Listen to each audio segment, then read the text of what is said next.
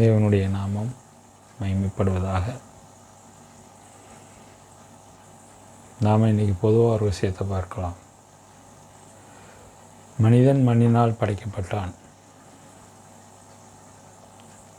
ஆனால் இதில் என்ன ஒரு பெரிய விஷயம் அப்படின்னா, அவன் மண்ணில் பிறந்ததுலேருந்து அவன் மண்ணுக்குள்ளே போகிற வரைக்கும் அவன் ஆசைப்படுறது எல்லாமே மண்ணு தான். ஒரு பெரிய விஷயம் அடங்கியிருக்கு. என்னென்னா, நான் இல்லாதவனாக இருக்கலாம், ஒரு பெரிய கோடீஸ்வரனாக இருக்கலாம், நான் 3 வேளையும் தங்க பஸ்பம்னு சொல்கிறாங்கல்ல, அந்த மாதிரி உணவுகளில் பெரிய ராஜபோக உணவு சாப்பிட்றேன்னு வச்சுக்கோங்க.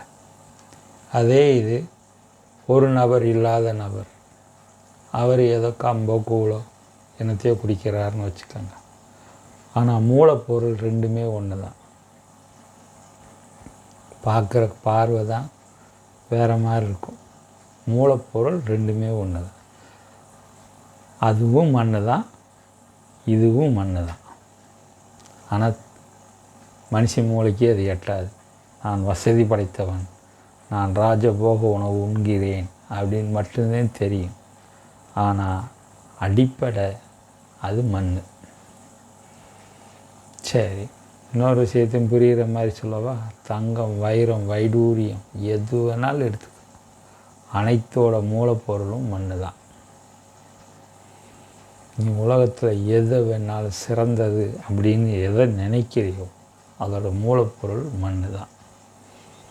இந்த மண்ணைத்தான் மனுஷன் ஆசைப்பட்டு கடைசியில் மண்ணுக்கே போயிடுவான்.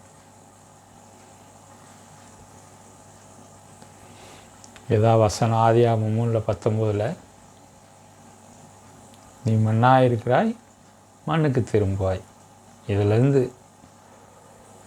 விடுபடுறதுக்கு தான் கிறிஸ்து தன்னுடைய போதனைகளில் பல வகையில் உவமைகளாகவும் வெளிப்படையாகவும் சொல்லியிருக்காங்க. அதை தெரிஞ்சுக்கிறவங்க உழைச்சிக்கலாம்.